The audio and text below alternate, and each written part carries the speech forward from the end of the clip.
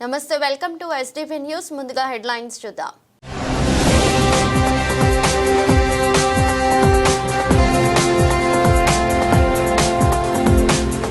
AP మద్యం పోలీసులతో పొరుగు రాష్ట్రాల్లో తగ్గిన అమ్మకాలు. మంత్రి పోలీసు పార్టీ సారథి మీడియా సమావేశం.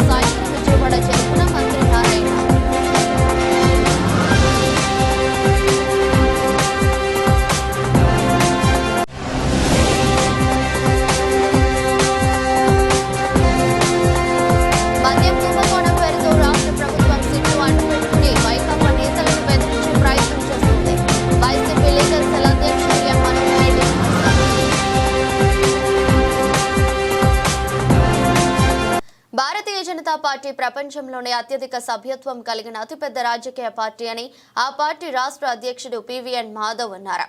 బీజేపీ సిద్ధాంతంతో పనిచేసే పార్టీగా ప్రజలందరికీ చేరువ అవుతోందని తెలిపారు.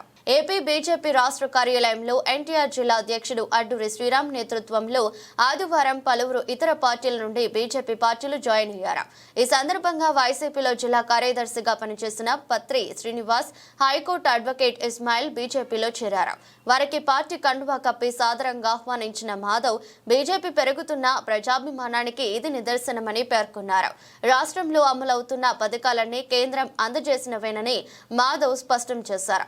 ప్రజల సంక్షేమం కోసం ప్రధానమంత్రి నరేంద్ర మోదీ నాయకత్వంలో బీజేపీ అనేక సంస్కరణలు, పథకాలు అమలు చేస్తుందని చెప్పారు.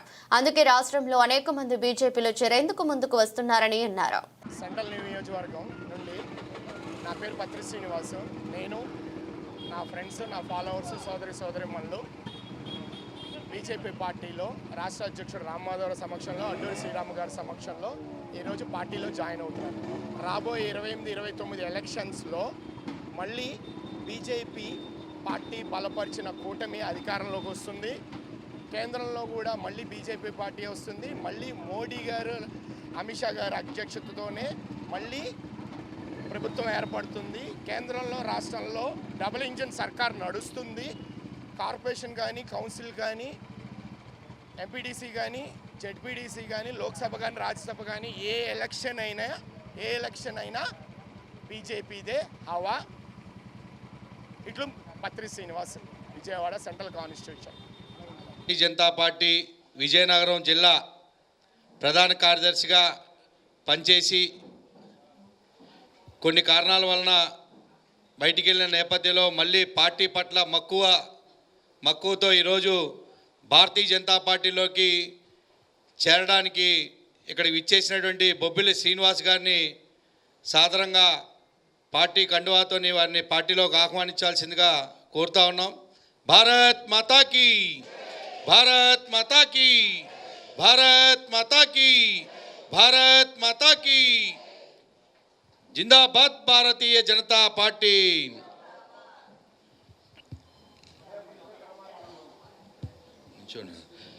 అదేవిధంగా భారత్ మాతాకి, భారత్ మాతాకి. జిందాబాద్ భారతీయ జనతా పార్టీ, జిందాబాద్ భారతీయ జనతా పార్టీ. వర్ధిల్లాలి నరేంద్ర మోడీ గారి నాయకత్వం.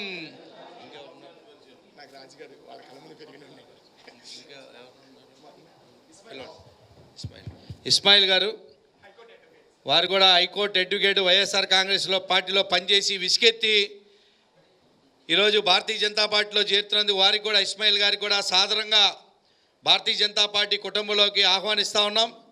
అదేవిధంగా ఆటో వర్కర్స్ యూనియన్ అసోసియేషన్ చెమట పూర్ణ గారిని కూడా భారతీయ జనతా పార్టీలోకి ఆహ్వానిస్తూ ఉన్నాం.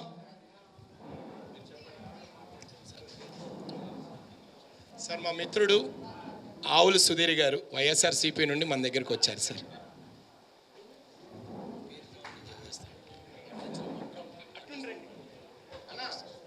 వచ్చేవాళ్ళంతా కూడా రైట్ సైడ్. భారతీయ జనతా పార్టీలో అనేక మంది చేరడానికి ముందుకు వస్తున్నారు.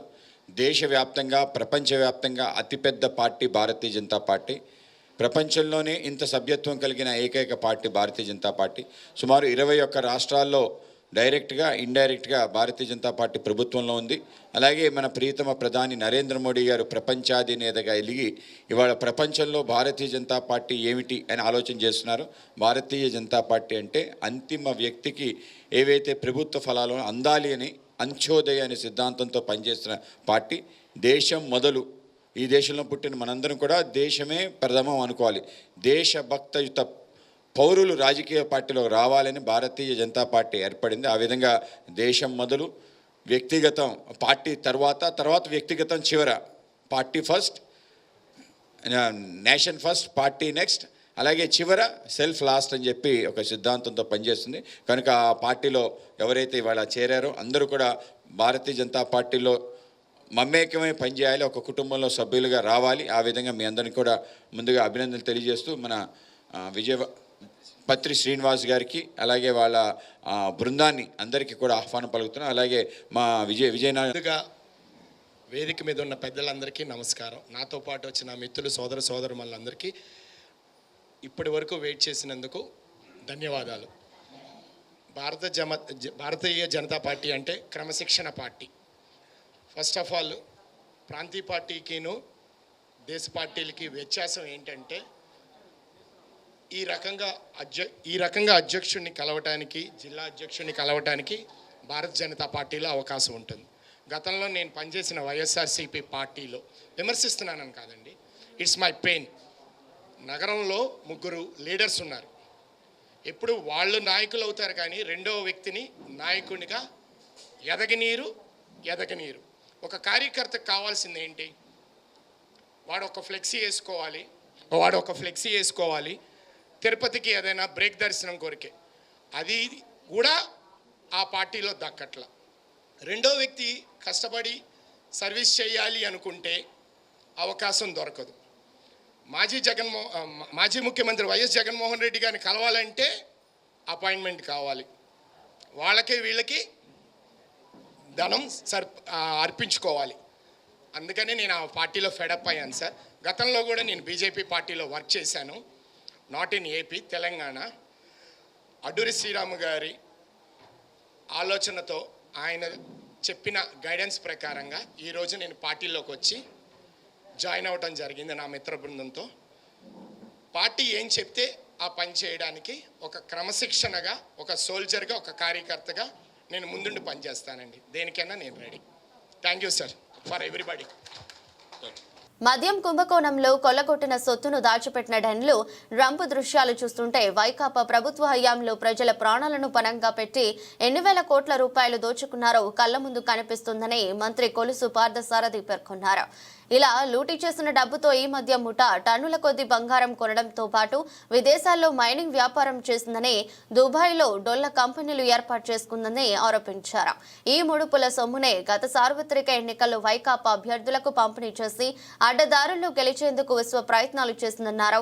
మంగళగిరిలోని తెదేపా కేంద్ర కార్యాలయంలో ఆదివారం ఆయన విలేకరులతో మాట్లాడారు. మద్యపాన నిషేధం అమలు చేస్తామంటూ అధికారంలోకి వచ్చిన వైకాపా ఆ హామీని అడ్డం పెట్టుకుని కనేవిని ఎరుగని రీతిలో మద్య కుంభకోణానికి పాల్పడి వేల కోట్లు దోచుకుంది. ముడుపుల కోసం ఊరు పేరు లేని విషపూరిత జే బ్రాండ్లు అమ్మి ప్రజల ధన మాన ప్రాణాలతో చెలగాటమాడింది. వైకాపా హయాంలోని 5 ఏళ్లలో జే బ్రాండ్లు తాగడం వల్ల 30,000 మంది చనిపోయినట్లు సర్వేలు వెల్లడైంది. కూటమి అధికారంలోకి వచ్చాక తెచ్చిన నూతన మద్యం విధానంతో పొరుగు రాష్ట్రాల్లో మద్య విక్రయాలు తగ్గాయి. ఏపీలో ప్రస్తుతం నాణ్యమైన మద్యం లభిస్తుండటంతో ఇతర రాష్ట్రాల నుంచి దొంగచాటుగా మద్యం తీసుకొచ్చే పరిస్థితికి అడ్డుకట్టపడిందన్నారు.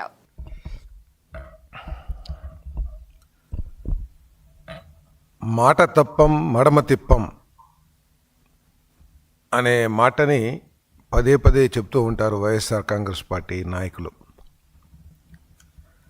2019 ఎన్నికల్లో మద్యపాన నిషేధాన్ని అమలు చేస్తామని, దశల వారీగా అమలు చేస్తామని అధికారంలోకి వచ్చిన తర్వాత మడమ తిప్పేసిన విషయం రాష్ట్ర ప్రజలందరూ కూడా గమనించారు. మద్యపాన నిషేధం చేయకపోవటమే కాకుండా స్వార్థంతో రాష్ట్రానికి మద్యపాన వ్యాపారాన్ని ఒక వనరుగా భావించి అత్యధిక ధరలతో ప్రజల ధన మాన ప్రాణాలతో ఆడుకున్నారని చెప్పేసి చెప్పక తప్పదు. అంతేకాకుండా కమిషన్ల కోసం దేశంలో ఎక్కడా లేని బ్రాండ్స్ని అందుబాటులోకి తీసుకొచ్చి కొత్త బ్రాండ్లకి పర్మిషన్స్ ఇచ్చి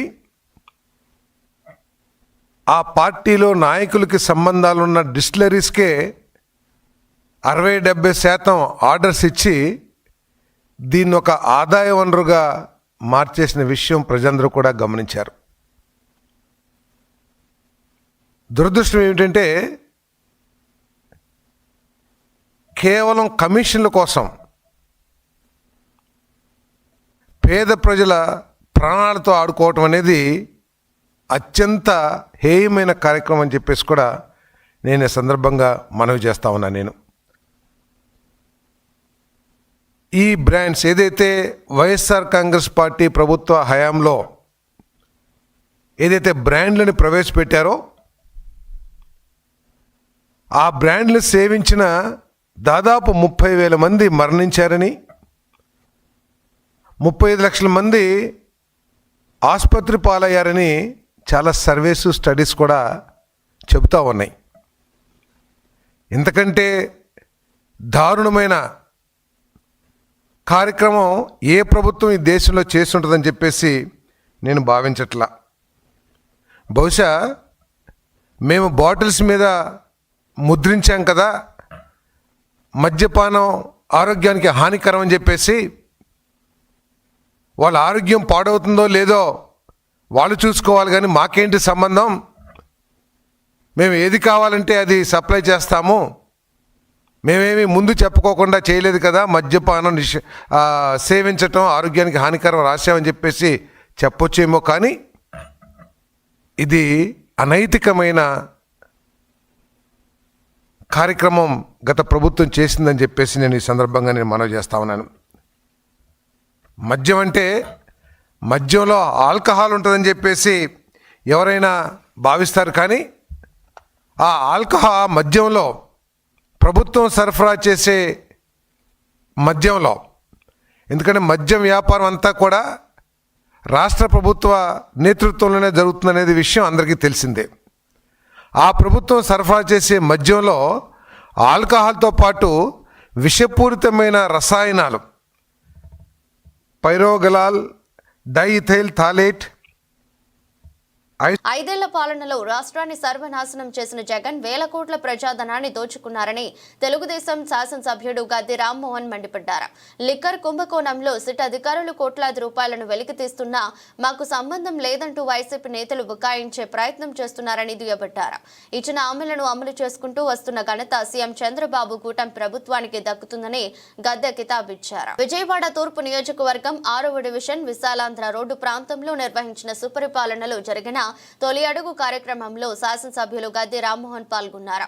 ప్రభుత్వం అమలు చేస్తున్న సంక్షేమ పథకాలను వివరించడంతో పాటు సమస్యలను అడిగి తెలుసుకున్నారు. అనంతరం నిరుపేద కుటుంబానికి చెందిన 2 టీడీపీ కార్యకర్తల కుటుంబాలకు స్వయం ఉపాధి చేసుకునేందుకు టిఫిన్ బండి, ఇస్త్రీ బండి పంపిణీ చేశారు. ఈ సందర్భంగా ఎమ్మెల్యే గద్దె మీడియాతో మాట్లాడుతూ 5 ఏళ్ల వైసీపీ పాలనలో జగన్ రాష్ట్రాన్ని అప్పుల ఊబిలోకి నెట్టారని విమర్శించారు. అన్ని విధాలుగా రాష్ట్రాన్ని సర్వనాశనం చేసిన జగన్ వేల కోట్ల ప్రజాధనాన్ని దోచుకున్నారని లిక్కర్ కుంభకోణమే అందుకు నిలువెత్తు సాక్ష్యమన్నారు. మద్యం స్కామ్ లో సిట్ అధికారులు కోట్లాది రూపాయల గుట్టును వెలికి తీస్తున్నా వైసీపీ నేతలు ఇంకా బుకాయించేందుకు యత్నించడం సిగ్గుచేటన్నారు. అసత్య ప్రచారాలు చేయడం వైసీపీ నైజమని వివేక హత్య కేసును కూడా ఈ విధంగానే చంద్రబాబు పైకి నెట్టారని ఆయన గుర్తు చేశారు. వైసీపీ నాయకుల మోసపు మాటలను ప్రజలు నమ్మే పరిస్థితి లేదన్నారు.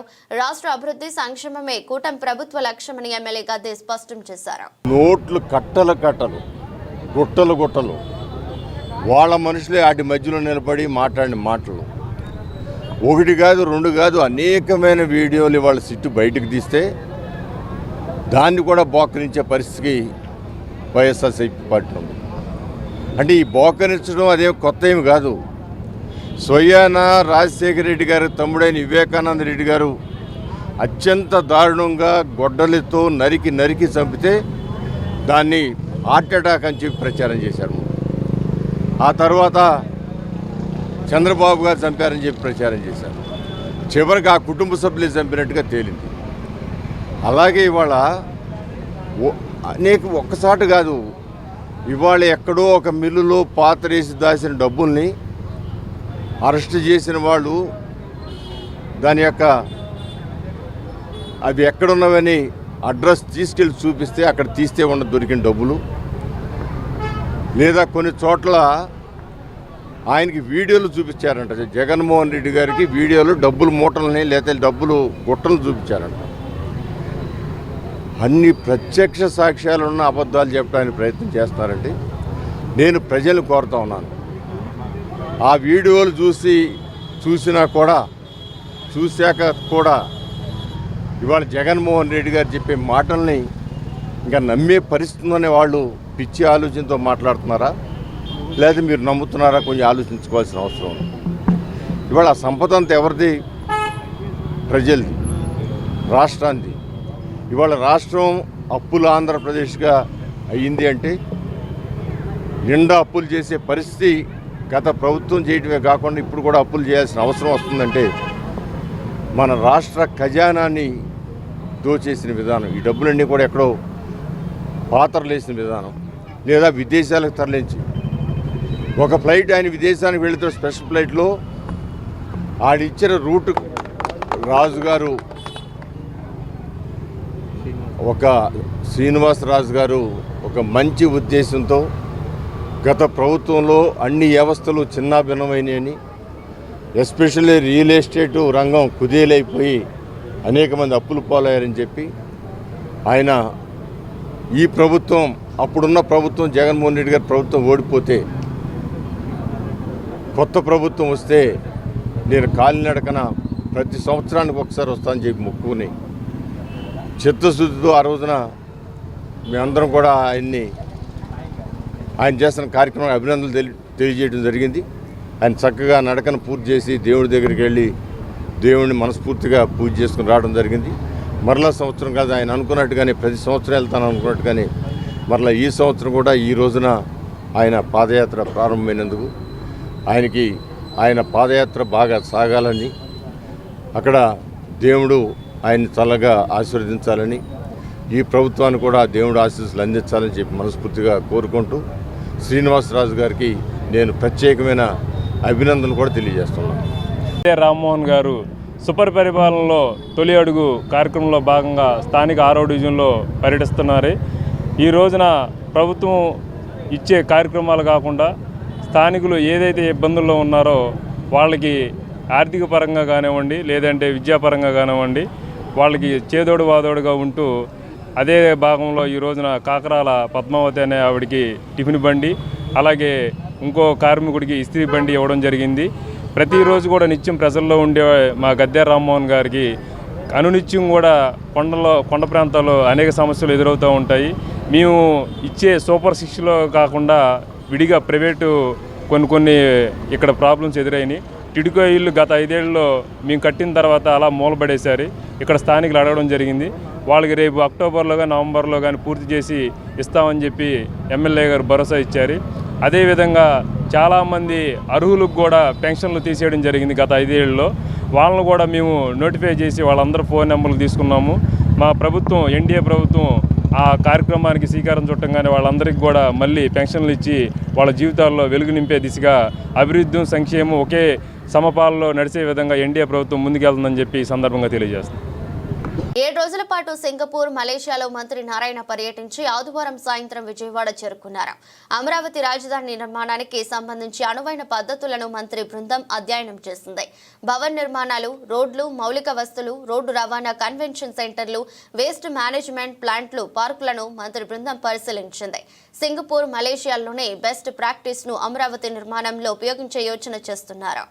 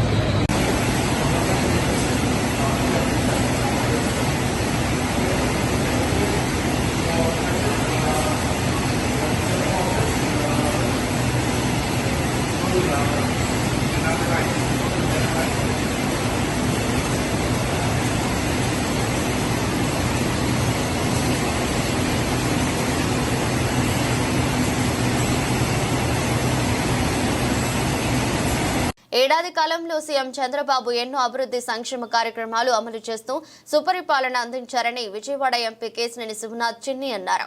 సూపర్ 6 లో చెప్పిన పథకాలు ఒక్కొక్కటిగా అమలు చేస్తున్నామని తెలిపారు.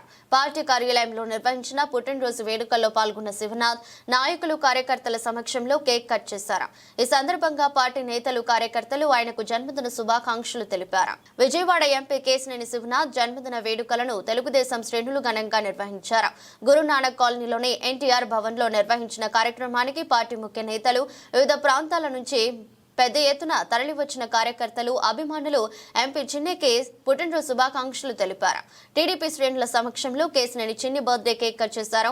ఈ సందర్భంగా ఎమ్మెల్యే బొండా ఉమామహేశ్వరరావు, రాజ్యసభ ఎంపీ సానా సతీష్, స్వచ్ఛంద్ర కార్పొరేషన్ చైర్మన్ కొమ్మారెడ్డి పట్టాభిరామ్, నాగుల్ మీరా, బుద్ధా వెంకన్న సహా ముఖ్య నేతలు, కార్యకర్తలు, అభిమానులు ఎంపీ కేశినేనిని పుష్పగుచ్చాలు అందించి శాలువలతో సత్కరించి జన్మదిన శుభాకాంక్షలు తెలియజేశారు.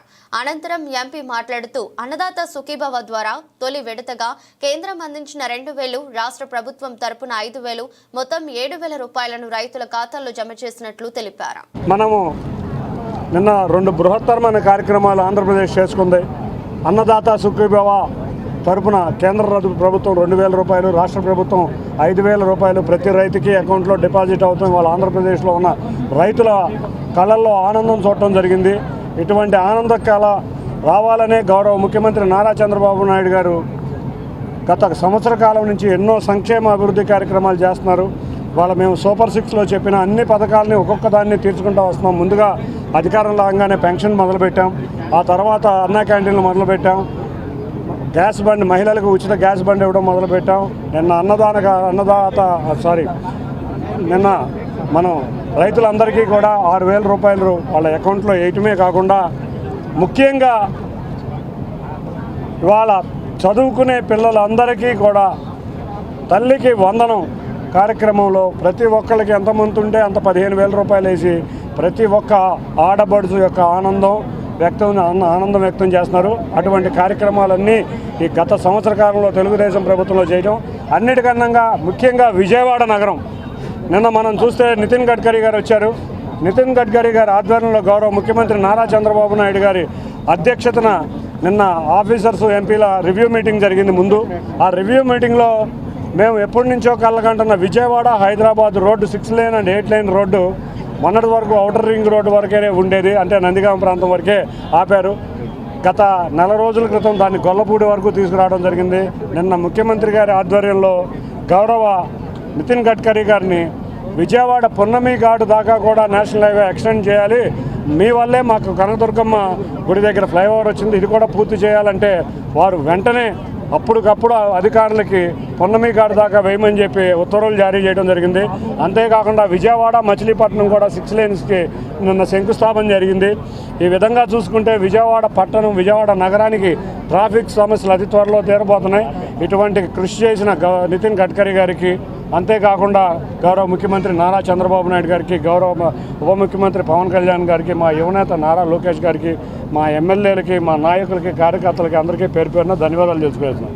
అంతేకాకుండా ఇవాళ నా పుట్టినరోజు సందర్భంగా ఇక్కడ వచ్చిన ప్రతి ఒక్కళ్ళకి, మా తెలుగుదేశం కుటుంబ సభ్యులందరికీ కూడా పేరు పేరున ధన్యవాదాలు తెలియజేసుకుంటూ, విజయవాడ ఎన్టీఆర్ జిల్లా అభివృద్ధిలో నేను, మా ఎమ్మెల్యేలు, నాయకులు, కార్యకర్తలు అందరం కృషి చేసి తప్పకుండా విజయవాడని అమరావతి, రేపు రాబోయే అమరావతికి సమంగా అభివృద్ధి చేసే కార్యక్రమంలో మేము అందరం ముందుంటామని తెలియజేసుకుంటూ అందరికీ కూడా, నన్ను ఇక్కడ వచ్చిన అందరికీ కూడా పేరు పేరున ధన్యవాదాలు. Thank you.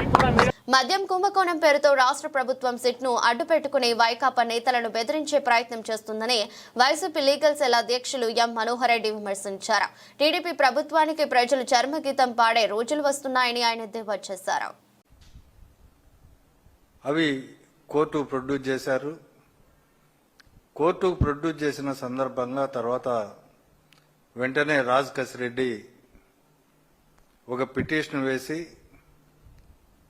ఇవి నాకు సంబంధించిన డబ్బులు కాదు,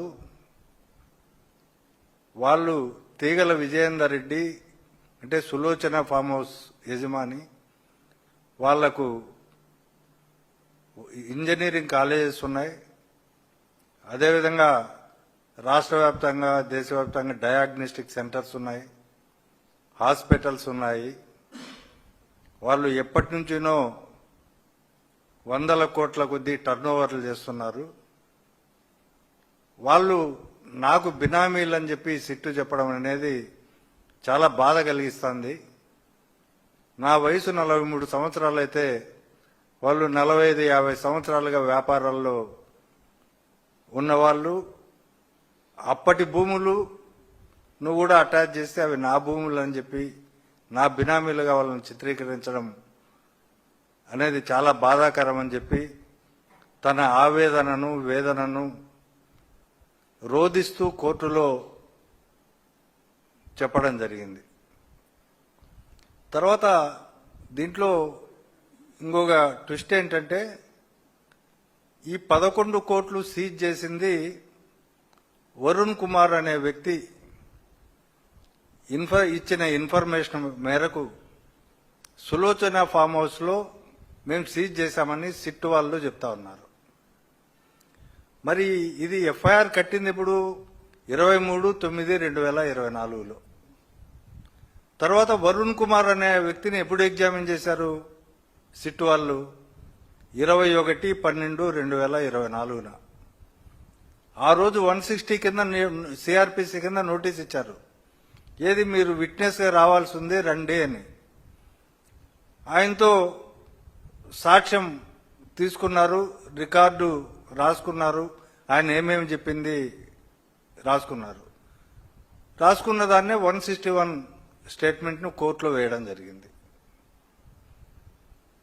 అదేవిధంగా దీంట్లో తీగల విజయేందర్ రెడ్డిని, తర్వాత బాలరెడ్డి, తీగల బాలరెడ్డి గారిని 17/4/2025లో 160 సిఆర్పిసి ప్రకారం సాక్షులుగా పిలిచి వాళ్లతో కూడా స్టేట్మెంట్లు రికార్డ్ చేయడం జరిగింది. దర్యాప్తు అధికారులు ఆ రోజు మారలే, ఈ రోజు మారలే. ఆ రోజు విచారించేటప్పటికి దర్యాప్తు అధికారులు ఏమాత్రం డబ్బుల విషయంలో సీజర్ కానీ ఇట్లాంటివి ఎక్కడా చేయలే. మరి దర్యాప్తు అధికారులు చేయనప్పుడు అదే దర్యాప్తు అధికారి ఇప్పుడు ఆ దర్యాప్తులో భాగంగా మళ్ళీ వరుణ్ చెప్తే మేము ఈ డబ్బులు సీజ్ చేసుకున్నామని చెప్పడంలో ఏదో కుట్రకోణం దాగి ఉందని. ఎందుకంటే తీగల విజయేందర్ రెడ్డి చెప్పలే, తీగల బాలరెడ్డి చెప్పలే, వరుణ్ చెప్పలే ఆ రోజు 161 స్టేట్మెంట్లో. అంటే పోలీసులకు విచారించడం చేత కాలేదా? లేదంటే ఈ కుంభకోణం అనేది ఆ రోజే బయటకు వచ్చి ఉండాలి కదా, వీళ్ళు సరైన దర్యాప్తు చేసి ఉంటే, ఇదే నిజమైతే. కాబట్టి రాజకేశిరెడ్డి సహజంగానే ఈ 11 కోట్లు దొరికిన తర్వాత సోషల్ మీడియాలో విస్తృతంగా ప్రచారమైంది. కొత్త నోట్ల కట్ట సూపర్ 6 అమలుతో జగన్ ముఠాకి రాజకీయ సమాధి అని ఏపీ లీడ్ క్యాబ్ చైర్మన్ పిల్లి మాణిక్యాలరావు తెలిపారు. కూటమి ప్రభుత్వం ప్రజలకు ఇచ్చిన హామీలను అమలు చేస్తూ రాష్ట్రాన్ని అభివృద్ధి దిశగా తీసుకువెళ్తున్నానని చెప్పారు. అందరికీ నమస్కారం అండి. చంద్రబాబు నాయుడు గారు అధికారంలోకి రాకముందు మేము గనక అధికారంలోకి వస్తే ఆంధ్ర రాష్ట్ర ప్రజలకి సూపర్ 6 అమలు చేస్తామని ఏదైతే మాటిచ్చారో ఈరోజు కూటమి ప్రభుత్వం సంవత్సరం లోపే దాదాపు 14 నెలలు కావస్తూ ఉంది. 14 నెలల లోపే దాదాపుగా అన్ని పథకాలు అమలు చేసేటువంటి పరిస్థితి చూసి జగన్ సైకో ముఠా ఓర్చుకోలేక ఈరోజు ఆత్మాహుతి చేసుకునేటువంటి పరిస్థితికి దిగజారుతూ ఉన్నారు. ఆత్మవంచన చేసుకునేటువంటి పరిస్థితికి దిగజారుతూ ఉన్నారు.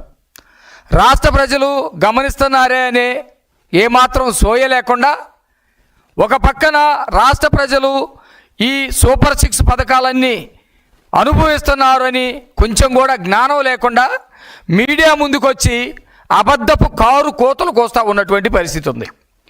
చంద్రబాబు నాయుడు గారు ఆ రోజు చెప్పారు, జగన్మోహన్ రెడ్డి రాష్ట్రాన్ని అగ్నిగుండంలా మార్చేశాడు, రాష్ట్ర అభివృద్ధిని విధ్వంసం చేశాడు, ఇచ్చినటువంటి ఒక్క పథకం కూడా అమలు చేయకపోగా అబద్ధాలని వల్లిస్తూ ఉన్నాడు. కూటమి ప్రభుత్వం కనుక అధికారంలోకి వస్తే సూపర్ 6 పథకాలని అమలు చేస్తాం, రాష్ట్ర ఆర్థిక పరిస్థితి ఏ విధంగా ఉన్నా కూడా ప్రజలందరికీ సంక్షేమ పథకాలు అందిస్తామని చెప్పటం జరిగింది. చెప్పిన దాని ప్రకారమే ఇప్పటికే అనేకమైనటువంటి పథకాలని అమలు చేస్తూ ఉన్నారు. ఈరోజు చూస్తే ప్రకాశం జిల్లా దర్శి నియోజకవర్గంలో స్వయానా చంద్రబాబు నాయుడు గారు అన్నదాత సుఖీభవ, రైతులకి ఏదైతే వ్యవసాయం కోసం ఇస్తామన్నటువంటి పథకం ఉందో ఆ పథకాన్ని కేంద్ర ప్రభుత్వ సహకారంతో అన్నదాత సుఖీభవ పథకాన్ని ఈరోజు ప్రారంభించినటువంటి పరిస్థితి చూస్తూ ఉన్నాం. ఇదే కాదు, ఏ రోజైతే అధికారంలోకి 2024 జూన్ నెలలో వచ్చామో అధికారంలోకి వచ్చిన వెంటనే గత 5 సంవత్సరాల్లో నిరుద్యోగులకి ఒక్క ఉద్యోగం కూడా ఇవ్వకుండా, ఒక్క డిఎస్సి కూడా ప్రకటించకుండా, ఒక్క టీచర్ పోస్ట్ కూడా ఇవ్వకుండా జగన్మోహన్ రెడ్డి చేస్తే అధికారంలోకి వచ్చిన వెంటనే 16,347 డిఎస్సి ఉద్యోగాలకి సంబంధించినటువంటి 5 సంతకాల్ని చంద్రబాబు నాయుడు గారు ముఖ్యమంత్రి హోదాలో చేశాడా లేదా రమ్మనండి, ఎవడైనా ఛాలెంజ్ విసురుతా ఉన్నామని చెప్తా ఉన్నాం. అధికారంలోకి వచ్చిన అర నిమిషంలోనే డిఎస్సిని ప్రకటించి ఆ ప్రక్రియ మొత్తం తుది దశకు వచ్చినటువంటి పరిస్థితి ఈరోజు ఉంది. అట్లాగే జగన్మోహన్ రెడ్డి నేను 3,000 రూపాయలు పెన్షన్ ఇస్తానని చెప్పేసి ఆ రోజు ప్రజలందరూ కూడా మోసం చేశాడు. 3,000 ఇవ్వటానికి ఆపసోపాల పడ్డాడు. సంవత్సరానికి 250 రూపాయలు పెంచుకుంటా వెళ్ళినటువంటి పరిస్థితి.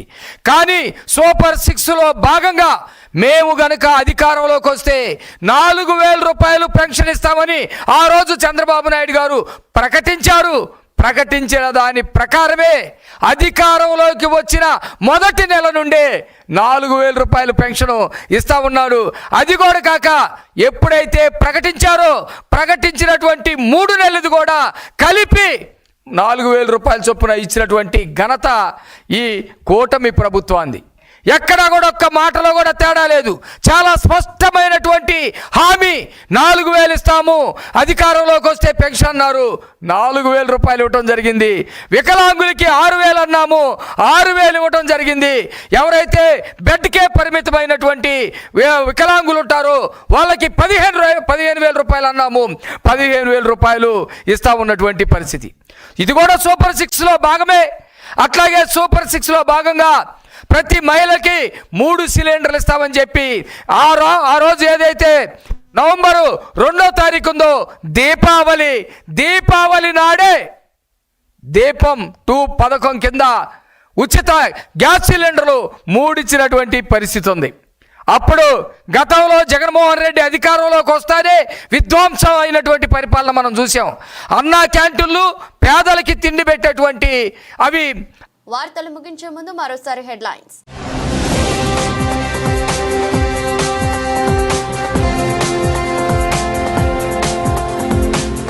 ఏపీ మద్యం పోలీసులతో పొరుగు రాష్ట్రాల్లో తగిన ముఠాలు. మంత్రి పోలీసు పార్టీ సరదీ మీడియా సమావేశం.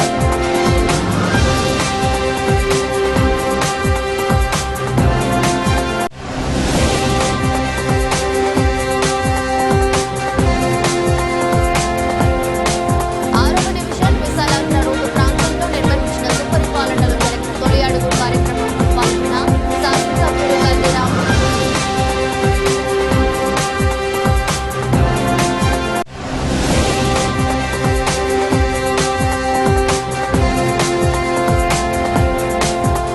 ఏడు రోజుల పాటు సింగపూర్, మలేషియాలో పర్యటించి ఆదివారం సాయంత్రం విజయవాడ చేరుకున్న మంత్రి నారాయణ.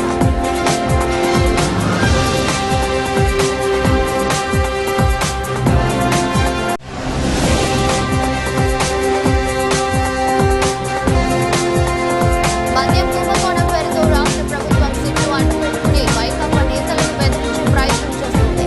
వైసీపీ లీగల్ సెల్ అధ్యక్షుడు ఎం మనోహర్ రెడ్డి విమర్శ.